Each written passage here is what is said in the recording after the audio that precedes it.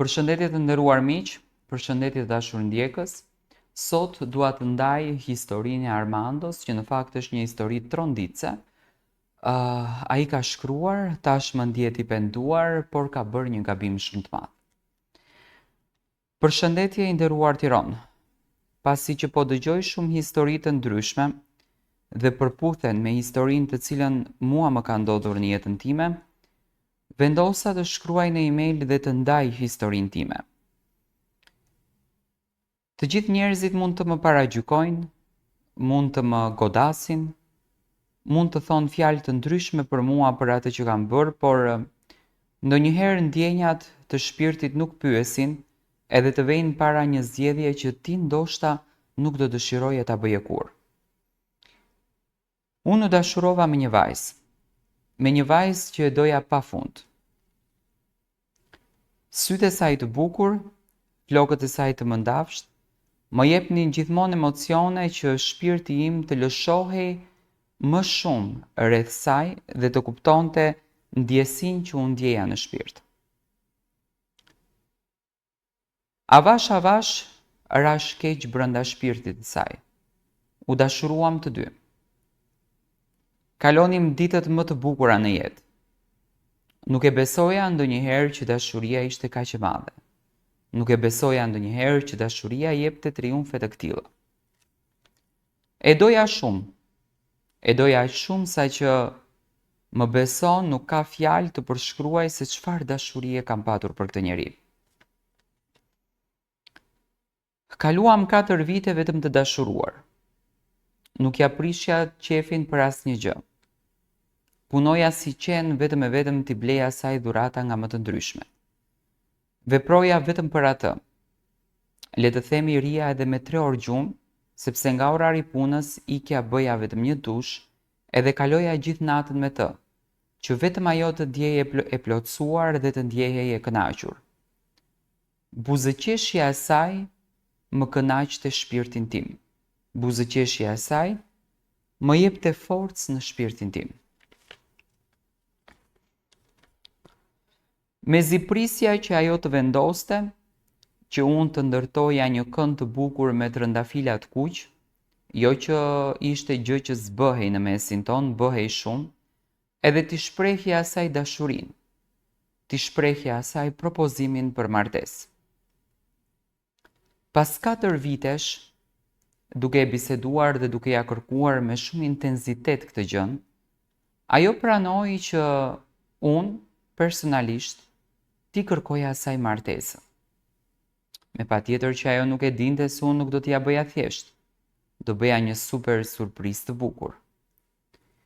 Kam komunikuar me shokët e mi dhe ju kam kërkuar që më organizoni një vend të bukur si mendoni ju, një pejsazh, nuk e di, pastaj le të ketë një det dhe dua një kënd të madh me trëndafila, por edhe një zemër të madhe me trëndafila, aty ku unë do t'i them asaj vajze, a do të martohesh me mua.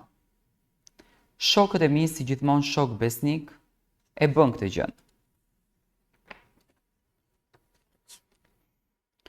Ato ndërtuan një zemër të madhe.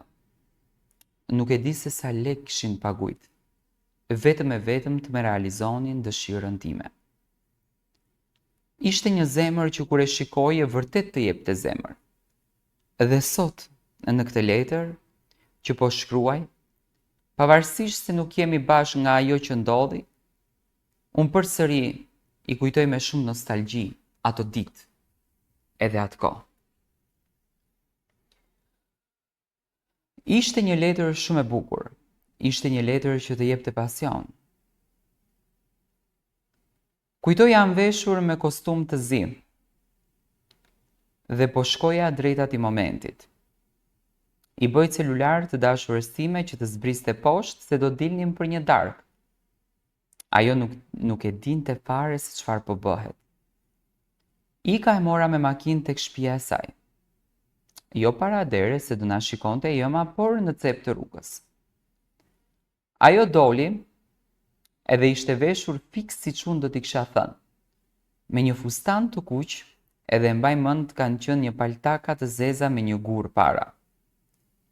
Hypi në makinë, sa që unë prekja dorën e saj dridhe shajtëri. Edhe i thash, sonte që ke bërë glamuroze. Fiks si që momenti që ne të kalojmë, ashtu si Zoti e shkruan. Ajo ishte shumë e lumtur në makinë dhe vetëm po qeshte. Nuk më besohet që unë edhe ti do të ham një darkë në një restoran edhe do na shohë njerëzit publikisht. Vazhdoi duke qëndruar e habitur, derisa unë mora kthesën e majt. Rruga ishte e mbushur e gjitha me pemë dhe ajo filloi që të trembet se ku do ta çoja. Më pyeti për 2 herë, ku më çon? I thash që nuk do ta tregoj. Është një surprizë e jona. Le të mbetet një surprizë, por nuk dua të bësh gjëra të çmendura. Unë i thash, ti thjesht ki besim tek unë dhe çdo gjë do të jetë në rregull. Ajo nuk foli më. Vazhdoi që të qeshte, edhe pse rruga po mbyllej më shumë nga pemët. Ne vazhduam para, të lumtur dhe të gëzuar. Afroheshim drejt atij momenti, kur unë makinën e parkova në një cep të rrugës. Të dy të shokuar. Lëre që ajo kishte emocione, por unë kisha emocione më shumë se ajo. Sikur unë nuk e dija se çfarë do të ndodhte. Paca drita të dhezura. Kur e pa zemrën, u shokua krejtësisht. Filluan t'i pikojnë lot. Filloi të emocionohet pafund. Shokët e mi ishin aty dhe po e përjetonin lumturinë siç e përjetonim ne.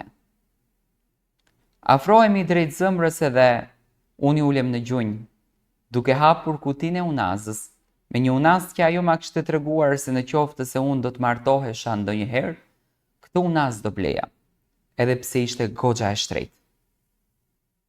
Ulem në gjunjë dhe i them, a do të martohesh me mua?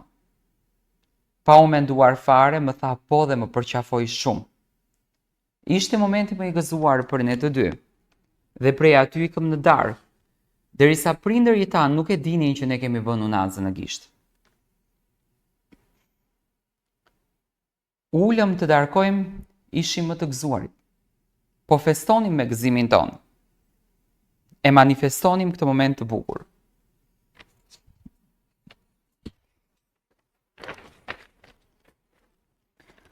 Prej atij momenti ishte gruaja ime. Dhe unë i thoja grua.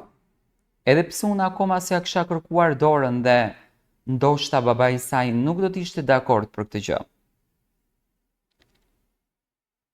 Kaluam darkët më të bukur duke u gostitur me verë në dorë dhe duke bërë gëzuar për një nismë të re, për një dashuri të re, për një moment të bukur. Vazhdoi momenti dhe erdhi ora që ne të çoheshim. Duhej të ikim në shtëpi.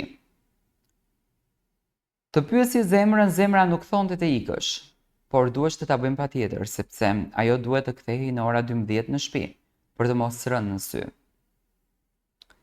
Momenti më i keq ishte se duhej unaza të dilte nga gishti, që nëna e saj të mos ja shihte. Dhe unë u preka shumë. Nesrit vendosa që kjo unazë të mos rinte më gjatë kështu, por të shkoj dhe t'ja kërkoj dorën. Kujtoj kam shkuar në dhomën lart dhe i them mamit, mami, unë kështu e dua një vajzë. Mami, si çdo nënë e djali që u gëzua pafund, edhe tha në qoftë se për ty është arritur qëllimi, nëna jote jam shumë e lumtur. Shkova t'ja kërkoj dorën. Nuk e kisha imagjinuar se gruaja ime do të ketë një familje shumë të bukur. Dhe prej aty filloi gjithçka. Nëna e saj më priti me shumë dashuri. Ishte një grua e gjatë, me flokët e bardhë, me sy të gjelbërt, edhe me buzët botox, siç i thon. Shumë e bukur dhe tepër tërheqëse. Nuk e besoja dot se ajo do të ishte vjera ime. Futemi në shtëpi, na pritën shumë ngrohtë, me shumë dashuri. Vjera ime kishte veshur një fustan të ngjitur për trupi dhe tepër tërheqës. Ishte shumë e ëmbël me mua. Buzëqeshte dhe më thonte me zë të ulët: "Të lutem, ma bëj vajzën të ndihet e lumtur." Ti nësi e burr, i din metodat se çfarë e lumturon atë. Dola nga shtëpia me ziprisja që të vije momenti të shkoj tek gruaja ime në shtëpi sepse më jepni shumë pozitivitet. Më jepni shumë dashuri. Një ditë në celularin tim më vjen një mesazh, duke më thënë: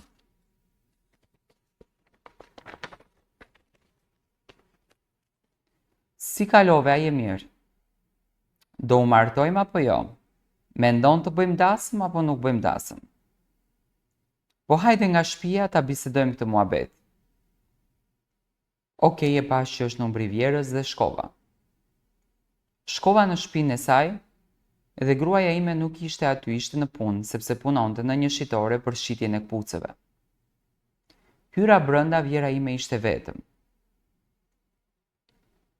Duke më bërë kafen, asaj u derdh kafeja në xhinse, edhe më tha: "A do më ndihmosh që ta pastroj pak?" Unë duke e ndihmuar, ajo filloi që të bën veprime të pamoralshme. U stepa dhe u tërhoqa, por vjera ime më tha që nuk është turp. Ky sekreti do të mbeste vetëm mes ne të dyve, dhe mos e vrit mendjen fare. E mbaj mend se kemi bërë dashuri si të çmendur, dhe gjithë ajo ndjesia që kisha te gruaja ime, më kaloi tek vjera ime, e doja më shumë se sa gruan time. Kaluam 6 muaj bashk, derisa gruaja ime arriti ta kupton të vërtetën, që unë po e tradhtoja me nënën e saj. U bë drama e madhe, u shkatrua gjithçka. Ne të dy u ndam. Edhe ajo u nda nga bashorti i saj. Sot unë jetoj në Itali, por ndihem shumë i penduar. Dhe ndonjëherë pyes veten time. Edhe pse mami më thotë që gruaja nëse do më kishte dashur do ma falte, por unë nuk arrita dot ta bëj të lumtur. Thjesht sepse i besova një mendjes që nuk arriti dot të kupton realitetin dhe të vërtetën.